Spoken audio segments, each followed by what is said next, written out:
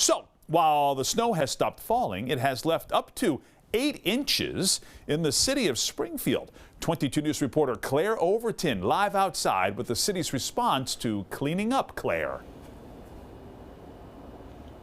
That's right, Brian. Now, while you say the snow may have stopped, the wind is really what made the job of plow truck drivers a little bit more difficult this time around. Now, according to Springfield DPW Director Chris Signoli, the crews were out on the roads starting at 3 this morning, working throughout the day to clear all the roads in Springfield.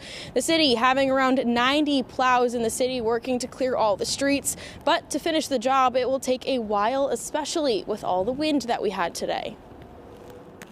We've plowed all of our main roads once. They're all going back and doing them again because we've had pretty intense snow with that. So the complaint that I'm getting from our guys out there is basically just the wind.